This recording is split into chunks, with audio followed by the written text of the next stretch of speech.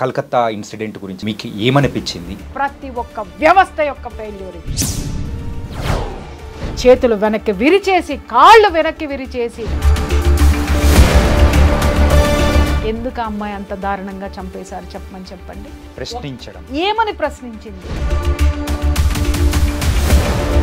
ఈ రోజు జరిగింది ఎంతో ఉంది, కానీ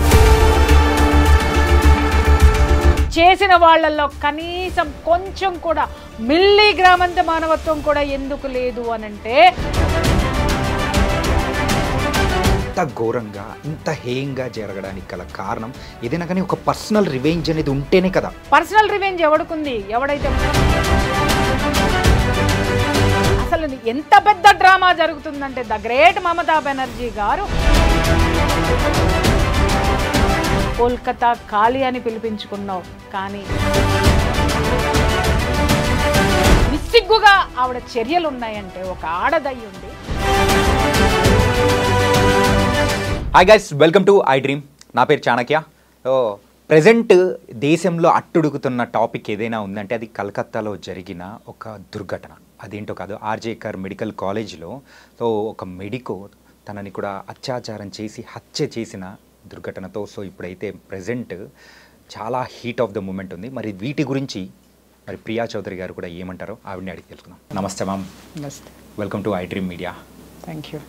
అండ్ ఇష్యూ గురించి ఎక్కువగా మాట్లాడకూడదు అని అనుకుంటున్న ప్రతి ఒక్కసారి కలకత్తా ఇన్సిడెంట్ గురించి అయితే దీని గురించి మాట్లాడాలి, ప్రజలకు మాత్రం ఖచ్చితంగా తెలిసి తీరాలనే ఉద్దేశంతోనే మిమ్మల్ని కూడా తీసుకొని వచ్చి ఇక్కడ కూర్చోబెట్టి ఈ ఇన్సిడెంట్ గురించి మాట్లాడించాలనుకుంటున్నాం మేడం.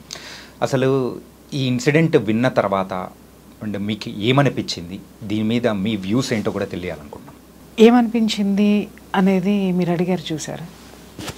ఎవరికైనా కానీ ఏమనిపిస్తుంది? ఒక దారుణము, ఒక ఘోరము చూసిన తర్వాత కడుపు రగులుతుంది.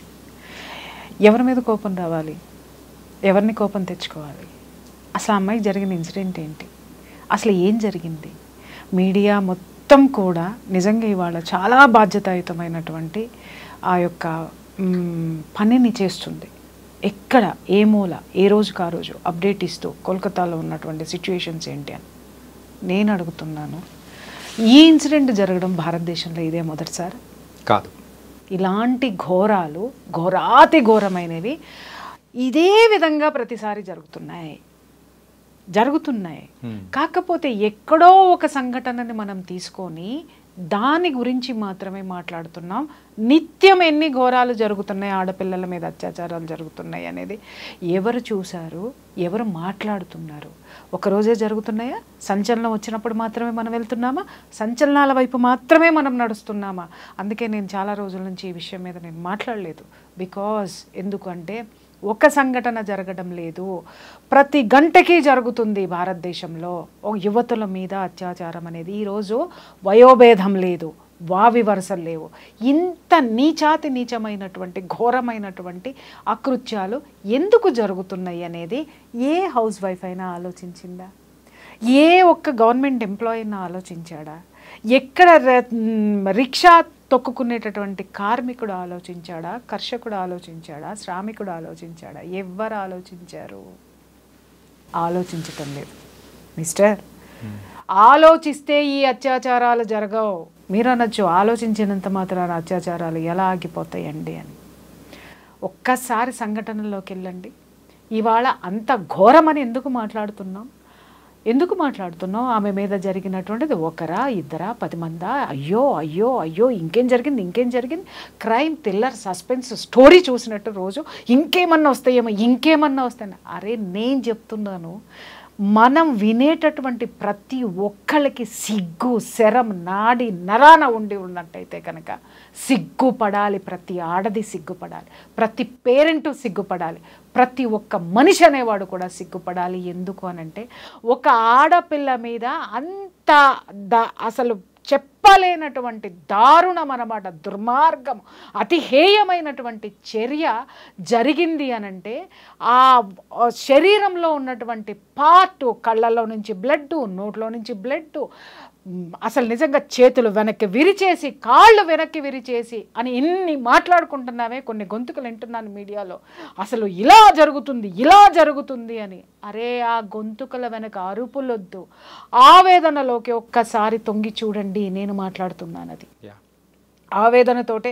నేను ఇన్ని రోజులు నోరెత్తలేదు. అంత పైశాచికంగా ఒక మనిషే చేశాడు. ఎవడా మనిషి? ఇవాళ మనం ఒకరోజు ఒక కానిస్టేబుల్ని బయటకు పట్టుకొని వచ్చారు, అదే వాడెవడు వాలంటరీ పోలీసింగ్ని పట్టుకొని వచ్చారు. ఆ తర్వాత 2 రోజులు గడిచిన తర్వాత ప్రిన్సిపల్ని అరెస్ట్ చేశారు. ఆ తర్వాత 2 రోజులు గడిచిన తర్వాత ఇంకెవరు వస్తారో అని సస్పెన్స్ థ్రిల్లర్ కింద మనం చూస్తున్నాము తప్ప, నేను చెప్తున్నాను అంత క్రూరము నీచము చేసింది ఒక మనిషే కదా. 10 మంది చేయని, ఒక్కళ్ళు చేయని, ఎంతమంది అయినా సరే చేయని హ్యూమన్ బీయింగ్ చేశాడు అక్కడ. కానీ వాడిలో హ్యుమానిటీ లేదు, చచ్చింది. ఏ చర్యల వల్ల చచ్చింది, ఎందుకంత దారుణంగా చచ్చింది అనేది ఎవడెంతమంది ఆలోచించాడు అది నాకు చెప్పండి. ఎలా చేశారు అని మాట్లాడుతున్నారు. అలా చెయ్యడానికి వాళ్ళలో అంత రాక్షసత్వం రావడానికి ఏ కారణమో, ఎవడు కారణం అంటే నువ్వు, నేను, మీడియా, భారతదేశంలో ఉన్నటువంటి పరిపాలనా వ్యవస్థ, రక్షణ వ్యవస్థ, పోలీసు యంత్రాంగం, ప్రతి ఒక్క వ్యవస్థ యొక్క ఫెయిల్యూర్ ఇది. ఎక్కడి నుంచి వచ్చింది అంత రాక్షసత్వం ఒక మనిషిలో? ఎలా వచ్చింది? కనీసము మన తల్లి అయినా సరే, అతి దుర్మార్గుండి అయినా సరే, ఒక చెంప దెబ్బ కొట్టంగానే తల్లి మనసు కదా అమ్మో అని అనుకుంటుంది. కానీ ఆ కొడుకు చేసినటువంటి తప్పిదానికి ఆ యొక్క పశ్చాత్తాపం కోసం ఆవిడ వెయిట్ చేస్తుంది. అలాగే ఒక దుర్మార్గుండి అయినా సరే, మనం 4 దెబ్బలు కొట్టిన తర్వాత 5వ దెబ్బకి చచ్చిపోతాడని మనలో ఒక మానవత్వం అనేది వస్తుంది. కానీ చేసిన వాళ్ళల్లో కనీసం కొంచెం కూడా మిల్లీగ్రామంత మానవత్వం కూడా ఎందుకు లేదు అనంటే, వాడి శరీరంలో వాడు తీసుకున్నటువంటి మత్తు పదార్థాల యొక్క ప్రభావం అది. మీకు తెలుస్తుందా? స్కూల్స్ దగ్గర నుంచి నిన్న మొన్న చూసాం సెలబ్రిటీస్ ఈవెంట్స్ వరకు కూడా డ్రగ్స్ ఎలా చూస్తున్నాము. భూతం కాదు, ఇంకా ఏదైనా ఒక పేరు పెట్టండి, డిక్షనరీలో వెతికి పెట్టండి. భూతం అంటే భూతానికి కనీసం వైద్యం ఉంది, కానీ దీనికి వైద్యం ఎక్కడ లేదు. దీని కూకటి వేళ్లతో సహా పెకిలించే ధైర్యం కానీ, పెకిలించే సామర్థ్యం మన యొక్క పాలనా యంత్రాంగానికి లేదా? దీనిని పారద్రోలేటటువంటి ఆ యొక్క వ్యతిరేకత కానీ, ఉద్యమం కానీ, ఆ బలమైనటువంటి ఆకాంక్ష కానీ జనంలో లేదా? ప్రతి ఒక్కడు పిరికివాడిలాగా ఎందుకు బతుకుతున్నాడు? మనది ఒక బతికేనా? శ్రీశ్రీ గుర్తొస్తున్నాడు. కుక్కల వలె నక్కల వల్ల మనది ఒక బ్రతికేనా? సందులలో పందుల వలె బ్రతుకు వ్యధ, చదువు వృధా, మనమంతా గానుగులం పీనుగులం అని చెప్పేసి అని మాట్లాడాడే. ఇది వాస్తవం, నిజం ఇదే. ఎంత చదువుకున్నామో, లక్షల ప్యాకేజీలు తెచ్చుకుంటున్నామో, బాహాటంగా కార్లు చూడండి. ఇవాళ భారతదేశంలో చూస్తే మనిషి నడవడానికి ప్లేస్ లేనంత కార్ల విలాసవంతమైనటువంటి జీవితాల్లో మనం ఉన్నాం. కానీ ఇక్కడ మానవత్వం అనేది అటువంటిది కోల్పోయాం. మనిషిమి అనేటటువంటి మర మనుషులమైపోయాము. మరలతోటి మనం అంతా కూడా ఆ యొక్క దాన్ని ఏమంటారు, సహచర్యం చేసుకుంటూ ఆ యొక్క దీన్ని కూడా మనలో పెట్టేసుకున్నాం. ఎవడికి ఎవడు పట్టదు. వాడు నువ్వు కారు కొనుక్కున్నావంటే నేను డబల్గా ఇంకేం కారు కొనుక్కోవాలని ఆలోచిస్తున్నావు. లేదు నువ్వు ఒక బిల్డింగ్ కొన్నావనంటే నీకంటే గొప్పగా నేను ఎలా సంపాదించాలి, ఆ సంపాదన ఎలాగైనా సంపాదించాలి. ఇక్కడ కోల్కతాలో జరిగినటువంటి విషయం కూడా ఎందుకు ఆ అమ్మాయి అంత దారుణంగా చంపేశారు చెప్పండి. ప్రశ్నించడం వల్ల. ఏమని ప్రశ్నించింది? నీకు నాకు లేనటువంటి ధైర్యమో, ఎవ్వడికి లేనటువంటి ధైర్యం, ఒక మగాడికి లేని ధైర్యం, ఒక పోలీసు యంత్రాంగం అరికట్టలేనటువంటి ఆ యంత్రాంగంలో లేనటువంటి నిబద్ధత, నిజాయితీ, గుండె ధైర్యం ఒక ఆడపిల్లలో వచ్చింది. ఆ హాస్పిటల్లో జరిగేటటువంటి అకృత్యాలని క్వశ్చన్ చేసింది. ఏ అకృత్యాలు జరుగుతున్నాయి అక్కడ ఉన్నటువంటి ఆ ట్రైనీ డాక్టర్స్ తోటి? అక్కడ ఒక సెక్స్ రాకెట్ నడుస్తుందని విన్నాం. మాదక ద్రవ్యాలు, మత్తు పదార్థాలు భయంకరంగా అక్కడ బిజినెస్ జరుగుతుందని విన్నాం. ఆ బిజినెస్ని ఆ అమ్మాయి ఎప్పటికప్పుడు కూడా అక్కడ జరిగేటటువంటి వాటిని క్వశ్చన్ చేసింది. ఎందుకు క్వశ్చన్ చేసింది మాస్టర్? ఎందుకు క్వశ్చన్ చేసింది? నేను మనిషిని, ఈ అకృత్యం నా చుట్టూ జరగకూడదు.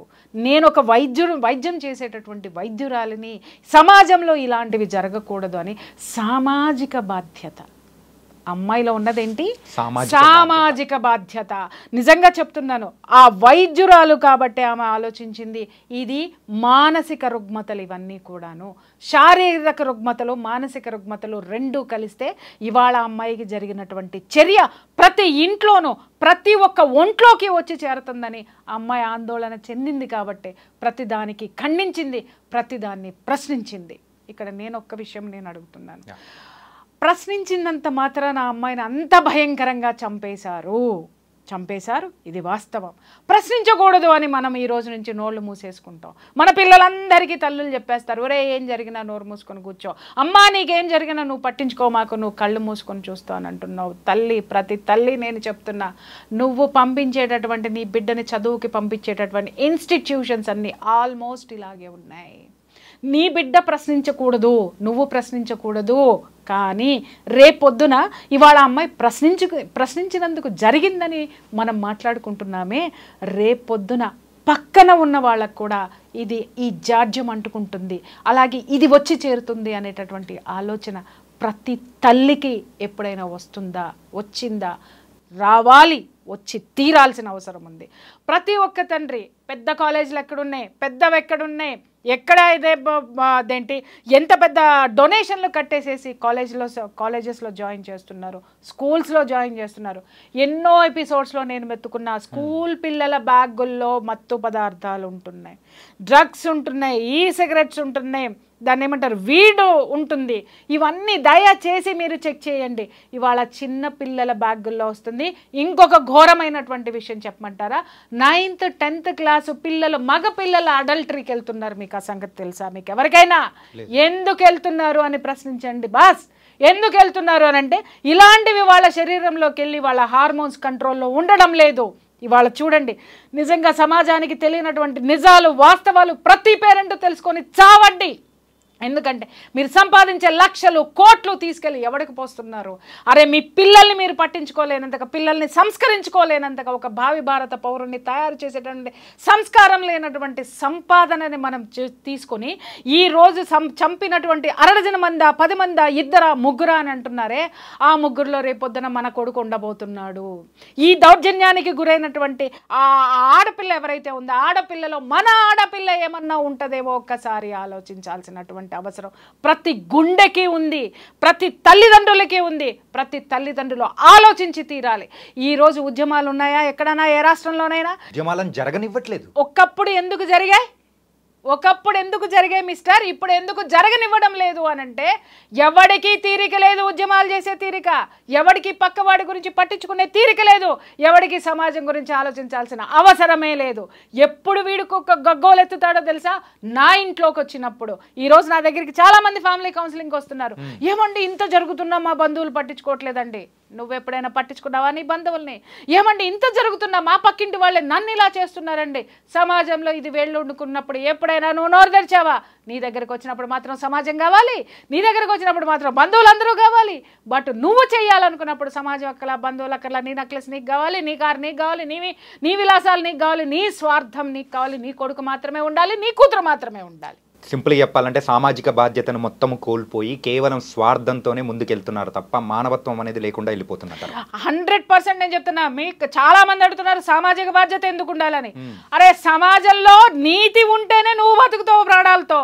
ఆ నీతిని నువ్వు ఏది పెంపొందిస్తావో, నువ్వు ఏది సమాజానికి ఇస్తున్నావో అది రేపు పొద్దున వచ్చి నీ ఇంట్లో కూర్చుంటుంది. నువ్వు దౌర్జన్యాన్ని ప్రోత్సహించావు, నాకెందుకులే అని మూసుకొని పిరికి బందలాగా లోపల కూర్చున్నావా? ఆ యొక్క దౌర్జన్యం పెరిగి పక్కింటి వాడికి దగ్గరకు వచ్చింది, ఊళ్ళోకి వచ్చింది, పక్క రోడ్లోకి వచ్చింది, పక్కింట్లోకి వచ్చింది, నీ ఇంట్లోకి వస్తుంది. నెక్స్ట్ నువ్వే టార్గెట్. అది నీ వరకు రాదు అని మాత్రం దయచేసి ఆలోచించకండి. పిచ్చి జనాలు, పిచ్చి కథలు, పిచ్చి వ్లాగ్స్. నిజం చెప్తున్నాను కదా, సోషల్ మీడియా వచ్చిన తర్వాత జ్ఞానం ఎంత ఉందో అజ్ఞానం 10 ఉంది. దానిలో విచ్చలవిడితనం ఉంది. ఎవడు ఎంత నీచంగా పోస్టులు పెడితే, ఎవడు ఎంత నీచంగా మాట్లాడితే, నిన్నగాక మొన్న కూర్చున్న ఒక దరిద్రమైనటువంటి విషయం అన్నమాట.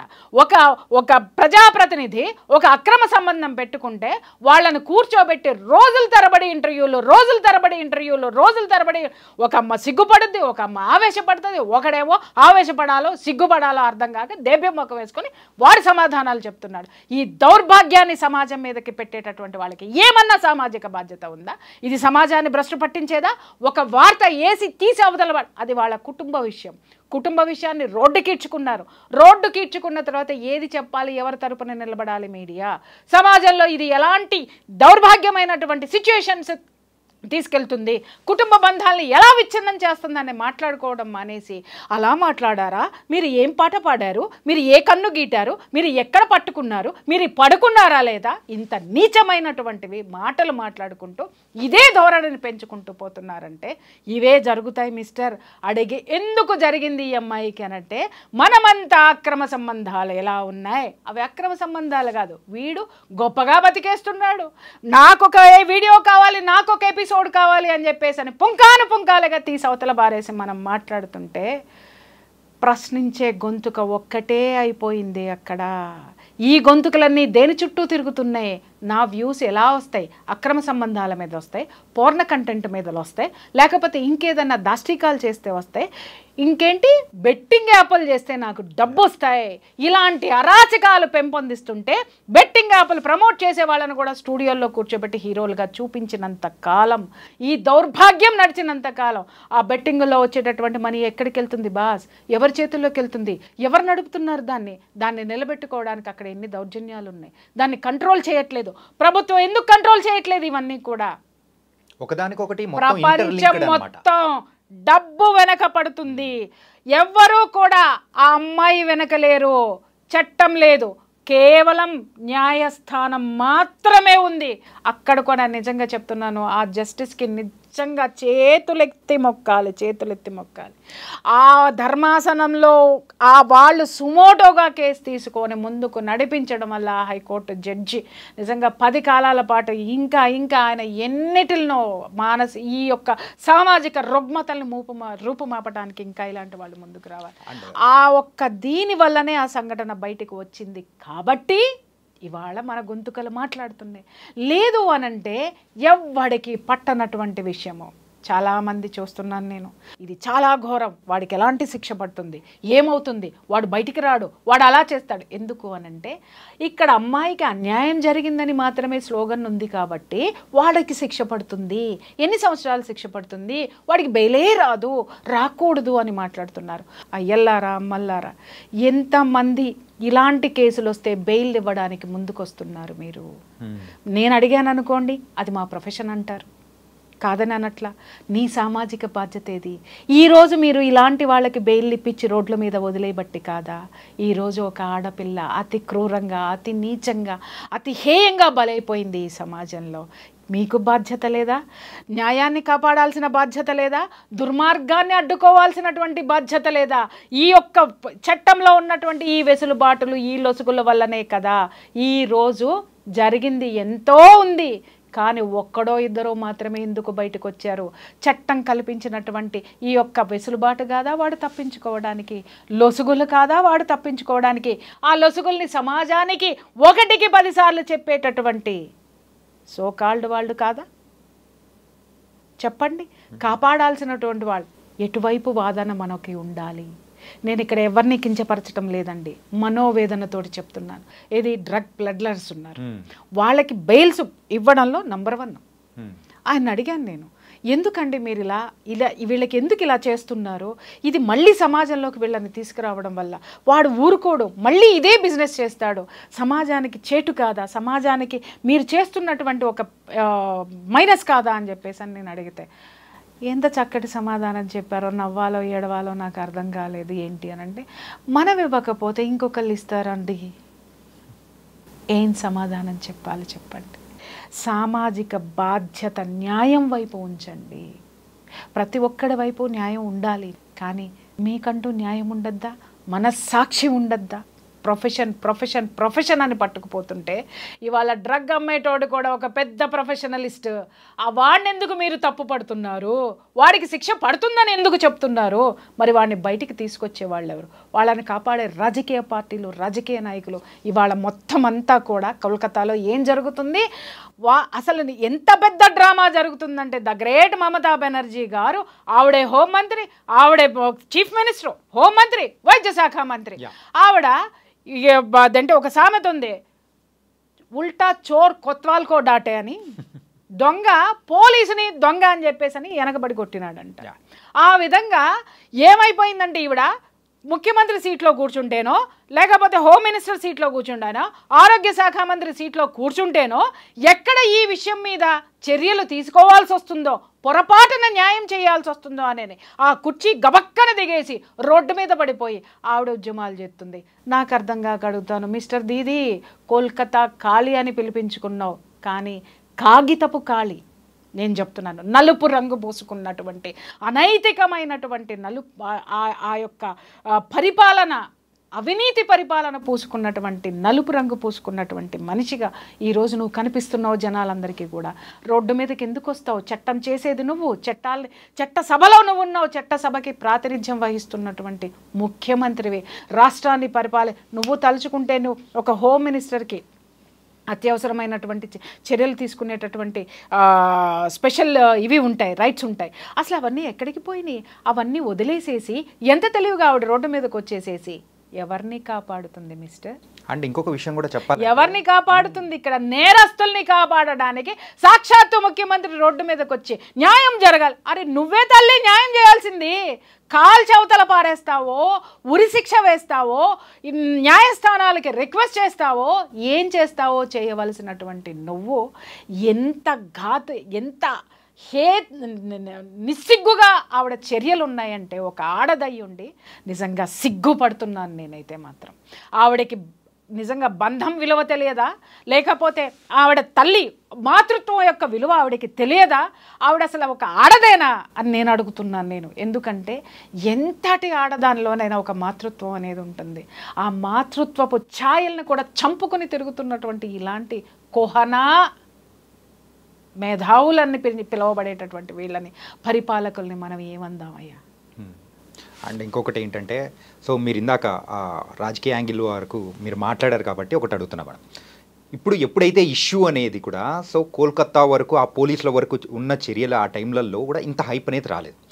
ఎప్పుడైతే న్యాయస్థానం అనేది కూడా సిబిఐ వాళ్ళకి ఇచ్చిందో, దానిలో కొత్త వెలుగులు అనేది కూడా వస్తున్నాయి. అప్పుడు మీరు అన్నట్టు దీది అనేది కూడా వచ్చి ప్రొటెస్ట్ చేయడం అనేది కూడా మొదలుపెట్టింది. ఇలాంటి ప్రొటెస్ట్ నీట్గా శాంతియుతంగా జరుగుతున్న టైంలో ఆర్జే కర్ మరి ఆ హాస్పిటల్ ముందు చేస్తున్న ఆ జూనియర్ డాక్టర్లు కానీ సపోర్ట్ చేస్తున్న వాళ్ళ మీద సమ్ ఎక్స్ పర్సన్స్ ఎవరెవరో వచ్చి రిటర్న్లో దాడి చేయడం ఏంటి మేడం ఇది? నేను ఇక్కడ ఇందాకే చెప్పా, ఎవరు హోమ్ మినిస్టర్ ఎవరు, ముఖ్యమంత్రి ఎవరు, హోమ్ మినిస్టర్ ఎవరు, ఆరోగ్య శాఖ మంత్రి ఎవరు? ఇక్కడ ఈ కేసుకి సంబంధించినటువంటి 3 కీలకమైనటువంటి శాఖలు ఆవిడ దగ్గరే ఉన్నాయి. అకృత్యాలు జరుగుతున్నది మొత్తం, ఈ డ్రగ్స్ అమ్ముతున్నటువంటిది, ట్రాఫికింగ్ జరుగుతున్నటువంటిది, శాంతి భద్రతలకు సంబంధించినటువంటి అనైతికమైనటువంటి చర్యలు, ఇక్కడ శాంతి భద్రతల లోపం ఎక్కడ జరుగుతుంది? ఒక ఆసుపత్రిలో జరుగుతుంది. ఈ రెండిటిని మీద చర్యలు తీసుకోవాల్సిన పొజిషన్ ఎవరిది? ముఖ్యమంత్రిది. ఈ 3 ఆవిడే. కాబట్టి ఆవిడ ఏం చేస్తుంది? అక్కడ ఉన్నటువంటి ఏవైతే ఇవి ఉన్నాయో, సాక్ష్యాధారాలు ఏవైతే ఉన్నాయో వాటిని నాశనం చేయడం, ఆవిడ రాష్ట్రాన్ని నాశనం పట్టించిందండి. సాక్ష్యాలని నాశనం చేయడం ఆవిడకొక లెక్క. భ్రష్టు పట్టించి అవతల పారేసింది. రేపొద్దున దేశానికి పట్టిన అతి దరిద్రమైనటువంటి లీడర్ ఎవరైనా ఉన్నారు అని అంటే ఈవిడొక్కటేనేమో. ఒక ఆడదానిగా నేను ఇన్ని మాట్లాడడం నిజంగా చెప్తున్నాను, సిగ్గుపడుతున్నాను. నేను ఒకటే మాట్లాడుతాను, అనొచ్చు ఆడదానివై ఉండి ఇట్లా మాట్లాడతామని. కేవలం నేను ఒకసారి నైటీల గురించి మాట్లాడినందుకు అబ్బో ఆడవాళ్ళందరూ నా మీద విపరీతంగా దాడి చేసేశారు. మరి నేను ఆడదాన్ని కాదా? నేనేం మాట్లాడాను? అందంగా ఉండండి అమ్మా, ఇలా ఎందుకుంటున్నారని మాట్లాడినందుకు మీకు కోపం వచ్చిందే. మరి ఒక ఆడపిల్లని కాళ్ళు విరిచి, కళ్ళు పీకి, ఈ విధంగా ఎముకలు విరగొట్టి, నుజ్జు చేసి ఇంత నీచమైనటువంటి చర్యకి పాల్పడడానికి, అక్కడ అకృత్యాలు అన్నీ జరగడానికి, అంత ఘోరమైన చర్య జరగడానికి నీళ్లు పోసి మొక్కని ఒక వటవృక్షంలో పెంచినది కూడా ఒక ఆడదే. ఆడదాన్ని వీళ్ళందరూ ఏం చేస్తున్నారని నేను అడుగుతున్నాను first. And post mortem report కూడా ఒకసారి చూస్తే నియర్లీ 14 దెబ్బలు, అంటే 14 రకాలమైన దెబ్బలు అనేది కూడా అమ్మాయి ఒంటి మీద కూడా ఉన్నాయి. ఇంత ఘోరంగా ఇంత హేయంగా జరగడానికి గల కారణం ఏదైనా కానీ ఒక పర్సనల్ రివెంజ్ అనేది ఉంటేనే కదా. అదే నేను ఇందాక నుంచి మాట్లాడింది అదే కదయ్యా. పర్సనల్ రివెంజ్ ఎవరికుంది? అక్కడ డ్రగ్స్ అమ్మేటోడుకు ఉంది. పర్సనల్ రివెంజ్ ఎవడుకుంది? అక్కడ ఆ సెక్స్ రాకెట్ నడిపేటటువంటి వాడికి ఉంది. పర్సనల్ రివెంజ్ ఎవడుకుంది? ఎవడైతే ప్రశంసబడుతున్నాడో వాడికి ఉంది. ఆ చుట్టూ ఉన్నటువంటి వాడు నడిపేటటువంటి వ్యవస్థలో ఉన్నటువంటి ప్రతి ఒక్కళ్ళకి కూడా గ్రడ్జి ఉంది. కాబట్టి వీళ్ళందరూ కలిసి పన్నినటువంటి పన్నాగంలో ఆవిడ బలి అయిపోయింది. ఆ అమ్మాయి బలి అయిపోయింది. ఈరోజు ఆ అమ్మాయి మనందరి కోసం పోరాడి చనిపోయింది. మనందరి కోసం ఈ సమాజం ఇలా ఉండకూడదు, ఈ సమాజం డ్రగ్స్ లేకుండా ఉండాలి, ఈ సమాజంలో ఆడపిల్లల్ని స్వంత లాభాల కోసం శారీరకంగా వాడుకుంటున్నారు, లైంగికంగా వాడుకుంటున్నారు అని చెప్పి ఎదిరించినటువంటి ధీర వీర వనిత ఆ పిల్లండి. మ్యామ్, న్యాయం జరుగుతుంది ఖచ్చితంగా. ఇంత పెద్ద అటెన్షన్ అనేది వచ్చింది, ప్రతి ఒక్కరు కూడా దీనికి న్యాయం జరగాలని వీ వాంట్ జస్టిస్ అంటూ ఉన్నారు. ఇదంతా బాగానే ఉంది. యాజ్ ఎ ఫ్యామిలీ కౌన్సిలర్గా సో మనం కూడా కొన్ని ఇలాంటి సమయంలో వింటూ ఉంటాం. సో కూతుర్ని పెంచడమే కాదు, కొడుకును కూడా పెంచడం అనేది కూడా మీరు నేర్పించాలి అని చెప్పేసి అంటూ ఉన్నారు. ఇలా కొడుకును పెంచేటప్పుడు సో తర్వాత తరానికి తల్లిదండ్రులు ఎలాంటి జాగ్రత్తలు చెప్పి పెంచితే బాగుంటుందని మీరు అంటారు? మీరు చెప్పండి. దిక్కుమాలినటువంటి కళ్ళు మూసుకుపోయినటువంటి ప్రేమలు తీసి పక్కన పెట్టండి. ఫస్ట్ తల్లిదండ్రులకి నేను చెప్తున్నాను, ఏమన్నా చావండి, నన్ను తిట్టుకున్నా నాకు ఫరక్ పడదు.